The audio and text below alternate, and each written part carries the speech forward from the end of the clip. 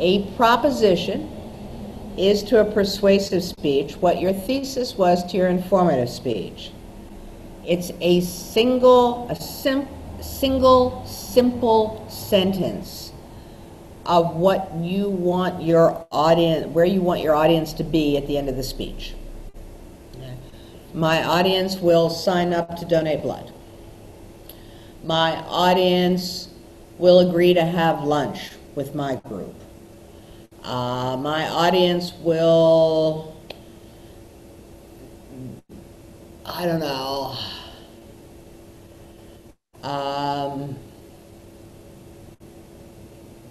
whatever it is, whatever you're trying to do. Some basic things about a proposition: one idea, okay, and only one. Not my audience will sign up to give blood and volunteer at the hospital. Just one thing. Keep it unemotional. We'll put emotion back into these speeches, and I'll talk more about that this time or next time, depending on how far we get. But keep the proposition itself unemotional. And keep it assertive. And by that I mean literally no nots. Okay. Don't put the word not in there.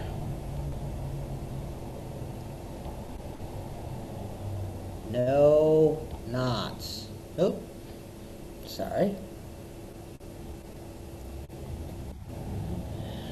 Not is a very strange word. Not doesn't tell you much. Not tells you what's eliminated, but it doesn't tell you what is. If I say,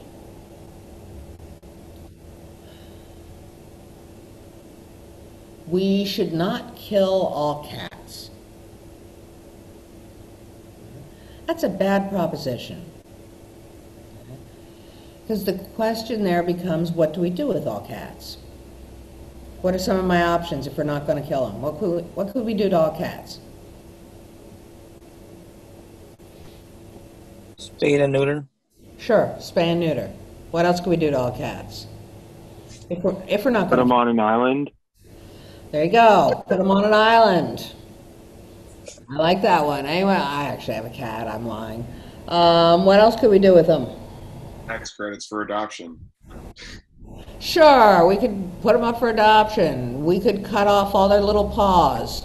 Oh, I got it. Oh my gosh. I hope my cat Sid is not hearing this somehow in the cat universe. But anyway, it leaves the door wide open if you put the word not in there to 1,000 options. Okay? Take the word not out of your proposition and phrase it differently. And let me remind you that the word not is also contained in couldn't, shouldn't, wouldn't, didn't, won't, etc. In anything with an N apostrophe T, people seem to forget that that means not when they write their propositions. So, just saying. Okay. Look out for all of those words and phrase it differently. Now, we generally talk about 3 types of propositions.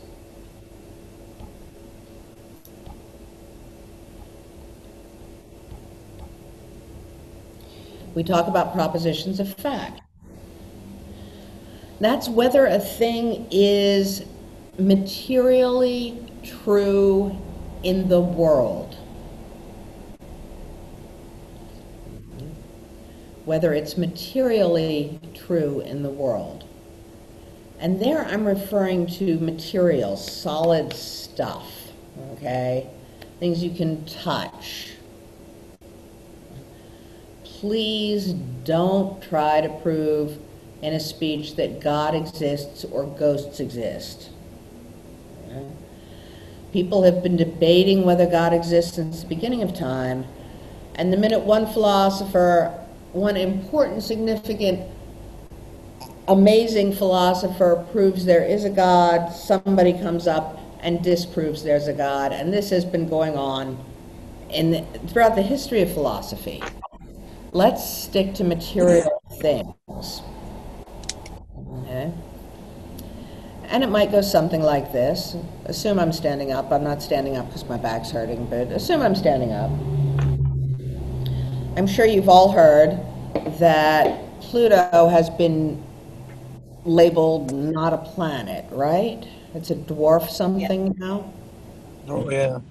They just renamed it a planet again, I think. Thanks for blowing my speech, Adam. Never mind. I can't do it now. Actually, I don't know if all international bodies accepted it, but Well, I know that Neil deGrasse Tyson probably didn't, but he was part of my speech too. All right, let me do a speech that is completely irrelevant at this point, and I'll design a new one for next semester. Please don't laugh at me, all right? I don't appreciate being laughed at. Sorry. Laughed with is fine, laughed at I'm laughing is with. fine. I'm not laughing. All right, notice, not laughing. But you just totally took the wind out of my sails.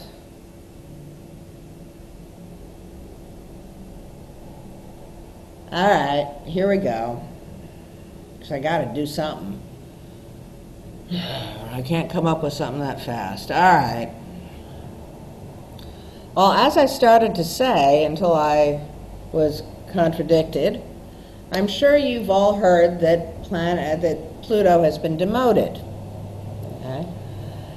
It's now a dwarf something. I don't even know what it is. Okay? I would like to argue today that in fact Pluto remains a planet. And this is a debate I'd have with Neil deGrasse Tyson. First of all, if I asked you how many planets there are, what's the first number that comes to your mind?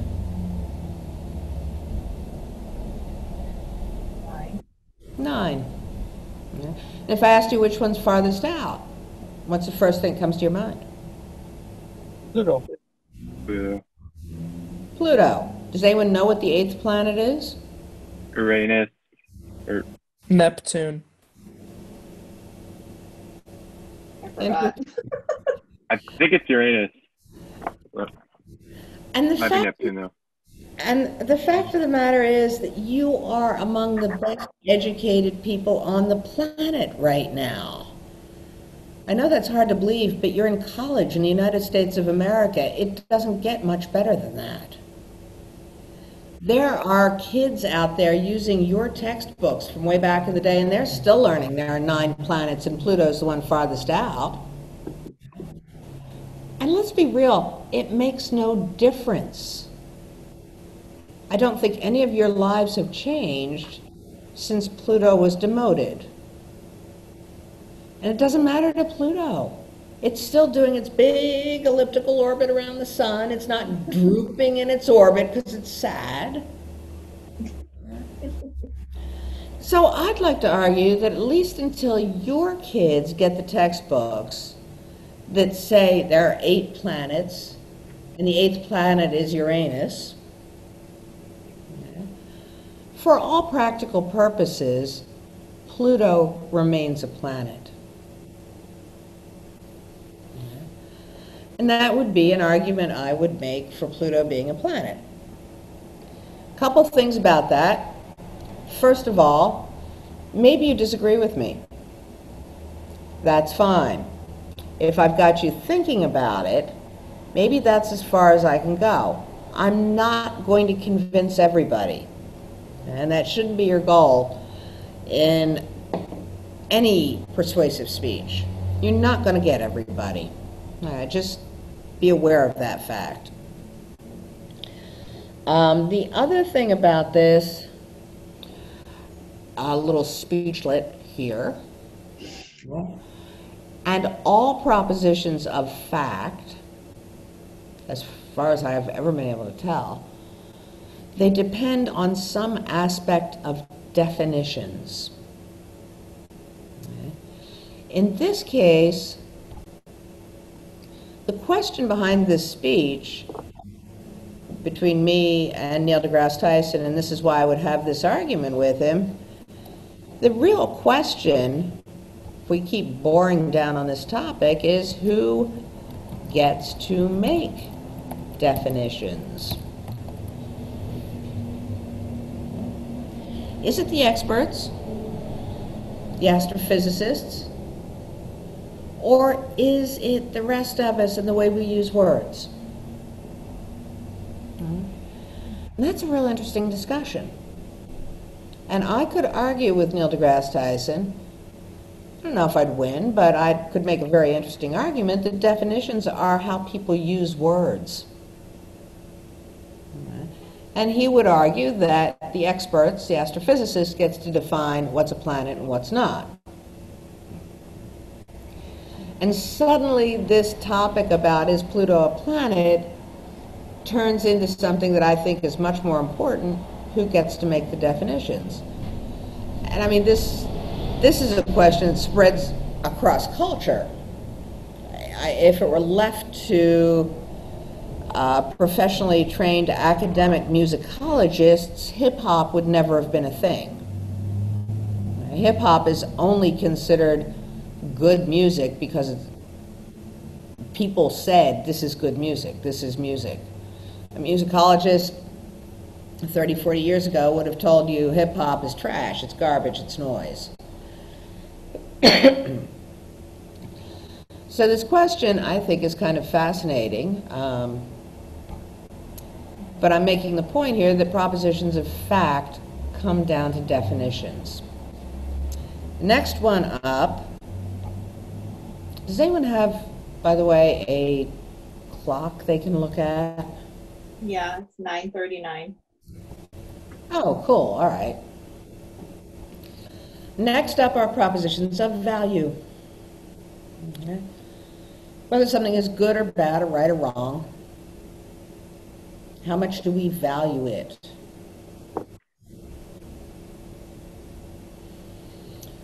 Now, the truth is, once again, in this material world that we live in, the real world, not the ideal, perfect world, nothing is completely good or bad or right or wrong. If I asked you to name 3 good things about McDonald's, what would you tell me?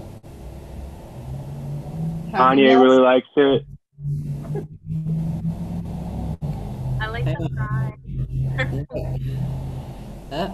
I'm going to leave that there. I'm trying to do something here. Hang on, I'll catch your answers.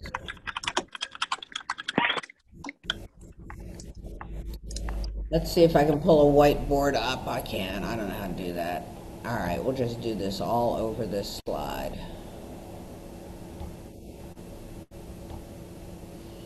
There we go. Okay, so you're telling me McDonald's, I heard fries, what else? Happy The play Meal. place.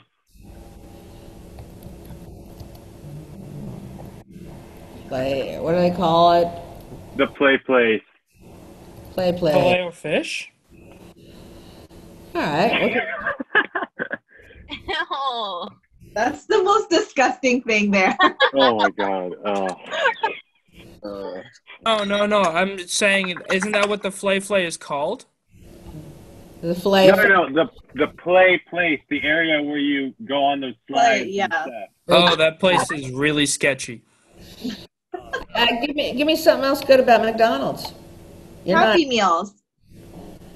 Oh, I've got food up here. We'll just. Advanced. Likes it. What? I heard a voice in the background. Open 24 hours. All right, open 24 hours. True that. Drive through. I was gonna say they're fast. They're not.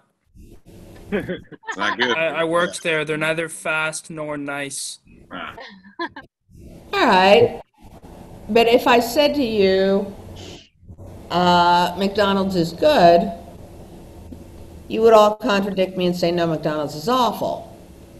But you just came up with 5 good things about McDonald's. It's not completely bad. You didn't even come up with the big one. Cheap. Oh my Cheap. I don't know how you missed it, but it's cheap.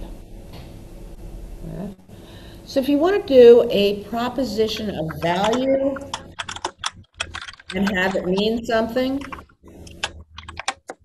probably the best way to do that, okay, is to compare 2 things, okay, and say that something is better or worse than something else. To say that something is more correct or less correct than something else. Because nothing in the material world is totally good or totally right or totally bad or totally wrong. Okay? It's just better or worse compared to something else. So for instance, Olive Garden. Okay. Give me some good things. Yes, and Olive Garden's initials are OG. I didn't make that up, they did. Unlimited breadsticks. Breadsticks. They're good too. What else is good about Olive Garden? It's cheap. They have like a special where you buy something. If you buy like an entree, you could get like 2 entree, like an extra entree to go. Okay.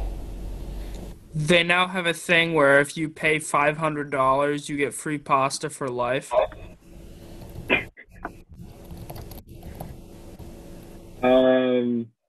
Italian margarita.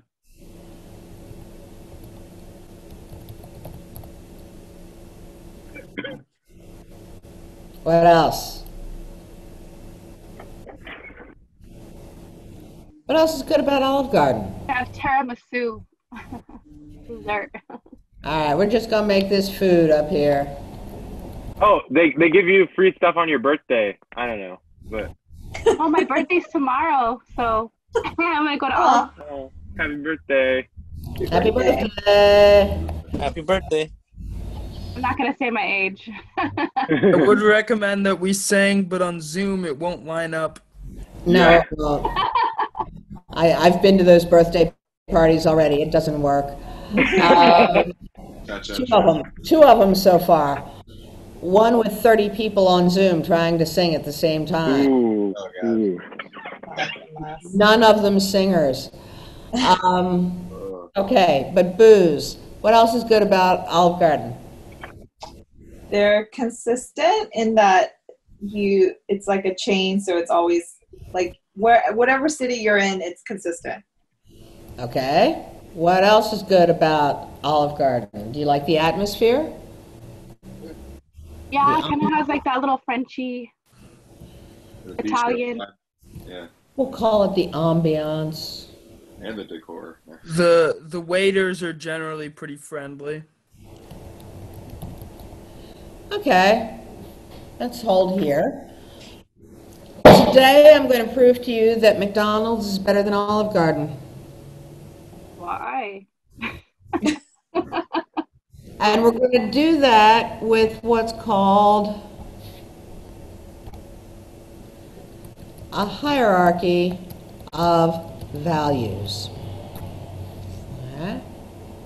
Maslow's hierarchy of food. No, that's Maslow's hierarchy of needs. Let's not confuse people. We've already talked about that. Hierarchy of values is something different. Okay. But it's specific to a specific audience. So on this list of stuff that I've got up here, let's see, we got 1, 2, 3, 4, 5, 6, 7, 8, 9, 10, 11, 12, 13 things. Which of these 13 things is least important to you folks? The playhouse. I'm having trouble here. Booze, because I'm a Mormon. Hang on a second, I'm having problems. I think what you did was change the. There it is. All right. So least important to you guys is a play place, huh? Yes.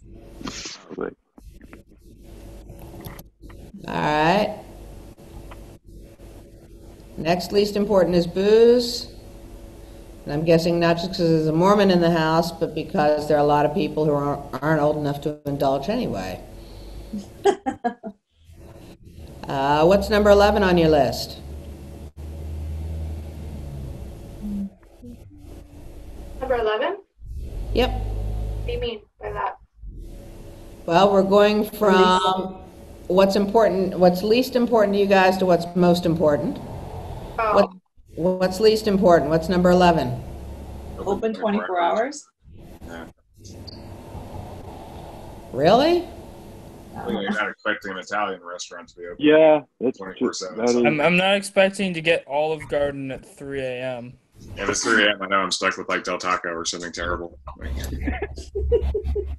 Okay, so the fact that they have a special to go or free stuff on your birthday is more important than it's open 24 hours. Okay.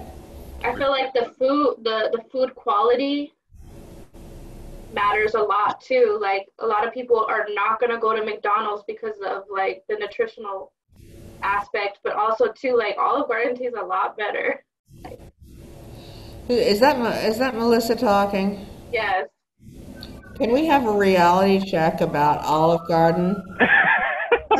I'm sorry. I don't eat. I personally, me and my son do not eat at McDonald's, and I get mad when my mom takes my son to McDonald's. Like, it's just to me, I just do not like it at all. Can we have a reality check about Olive Garden? We know how people eat at Olive Garden. You started by saying breadsticks. There was a chorus that said unlimited breadsticks. Yeah. And after the breadsticks, you get yourself the world's largest bowl of fettuccine alfredo. Okay? And you eat that stuff until you're completely full, and you tell yourself, I'll take the rest home. But instead, you wait a few minutes, have a glass of water, and decide to finish up the monster bowl of fettuccine alfredo. I think at one point they had unlimited pasta too. Exactly. Now, you probably had a side salad to make yourself feel better. Okay? But that's as close as you got. You just ate 3,000 to 4,000 calories of pasta and breadsticks. And chances are that Go sorry, ahead, and chances are that side salad is drenched in Caesar dressing too. Which, Yeah. blue cheese in my case, okay? But you have just eaten twice as many. I mean, a quarter pounder with cheese meal is, I think, 1,200 calories. Might be 2,000 calories. It doesn't matter. It's not nearly as many calories as what you're going to consume at Olive Garden. Now I really want fettuccine alfredo. Why'd you have to do that to me? Okay. It's weird because I'm not a fan of either, but I have not been to an Olive Garden since like my high school days, which is a long back. Yeah. And versus McDonald's, I don't eat it on a regular basis, but I've definitely been there like within the last year. You know what I mean? So Well, let's go down this list. What's next important to you guys? Let's get back to this. What's number 11 on your list? Or it's number 10, really excuse important to me. me. Number 10, most important. Probably ambiance, to be honest, but I don't really care that much about it. What's number 9? Drive-through? We don't get it in the other one. Drive-through isn't very important to you in the days of coronavirus. Okay. Yeah. That's true. I didn't think about that. Number 8.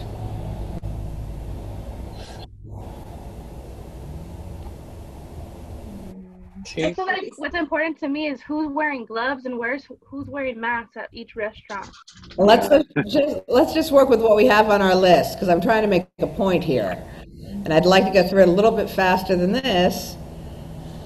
So work with me here, folks. What's number I 8? would say the birthday one because it only happens once a year anyway. Yeah, it's true.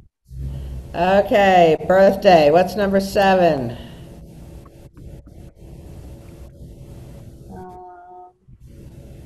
Fast? I don't know. Or special to go. I don't even know what that is, special to go, but You get extra pasta if you go. oh, no, that's not important. All right, so number 6 is that it's fast. I don't believe that one either for a minute, but okay. In fact, we're just going to take food off these lists because we don't have time to mess with it anymore. Ah, that's the number one. It's the number 1, but it's on both lists. Yeah. All right, so what's number 5, folks? Something friendly. Maybe Let's still be fun. friendly, probably. Yeah, maybe friendly. Okay, consistent or cheap? What's more important? I think for me, consistency is more important, but And you're that's just- telling me McDonald's isn't consistent? Okay. no, I think McDonald's is consistent, but as a whole, I think that value is important. Consistently mediocre. But consistent. All right. Does that look about right? Anything you want to change? No. You've totally surprised me. You are the wrong audience for my speech. No, I'm serious. Normally when I do this, community college students will rank cheap as number 1, fast as number 2. They'll give me convenient as number 3. Okay, it just, rolls out. And turns out that the rest of this stuff is bonus over here in Olive Garden, and what they really want is over here. So I can't make my case based on your choices, but let me say, if you had been like any typical community college group, which apparently you're not, at the end of the day, your values in order would have lent themselves to McDonald's being better than Olive Garden. Okay? And that, if that had happened, that would have surprised you. And then I would have said, yes, basically save your money. Going out to a sit-down meal at Olive Garden isn't that important to you. You'd rather spend your time and money somewhere else, and time and money is very valuable to you. And then I would have wrapped all of that saying, and that's how you do a proposition of value.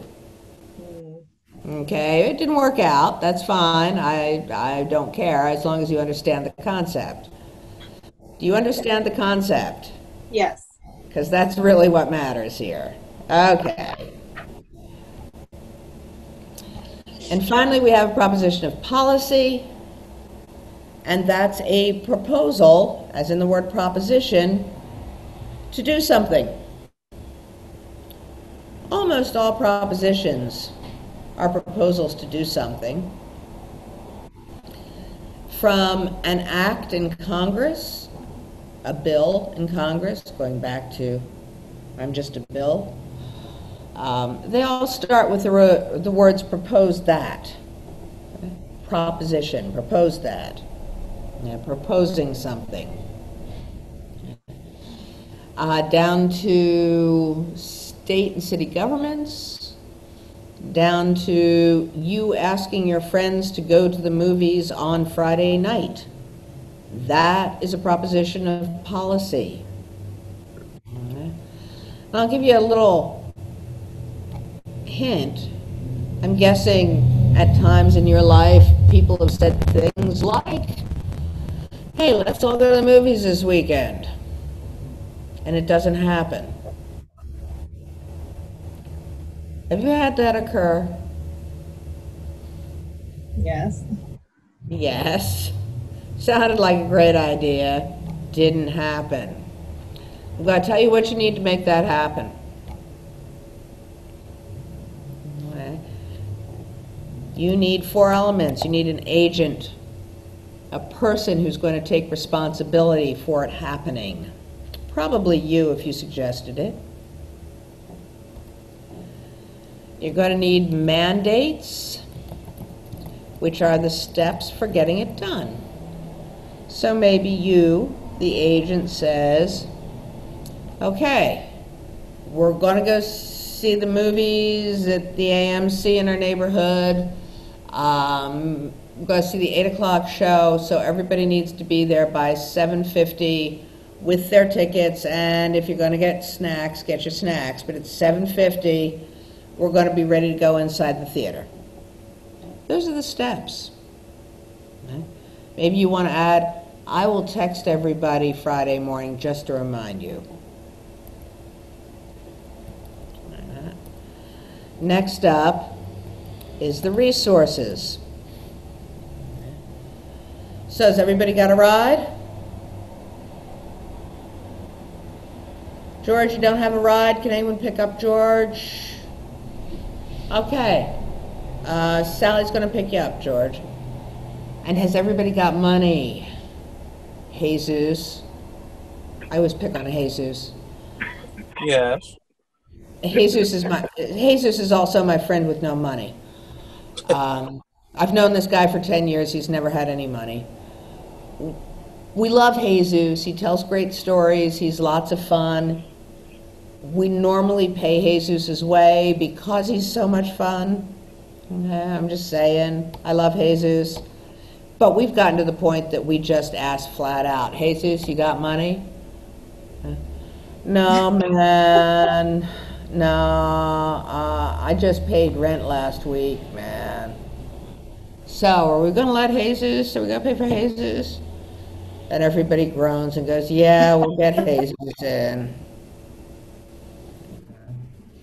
It's just the story of my group. It doesn't change with age. There's always somebody who got no money. Yeah. But you straighten that out. And the next thing is enforcement. Okay, so if you're not there at 7:50, we're going to be inside in the dark, and you're going to have to stumble around and try to find us if you want to sit with us. Otherwise, we'll see you after the movie. If you have those 4 steps laid out, you might just end up at the movies with your friends on Friday night. These are part of any bill that goes in front of Congress that requires any sort of action. These things are all laid out. The agent would be the agency that's responsible for overseeing it, the steps, the money, and the enforcement if it doesn't happen. It's going to be there. So that's how to get your friends to the movies.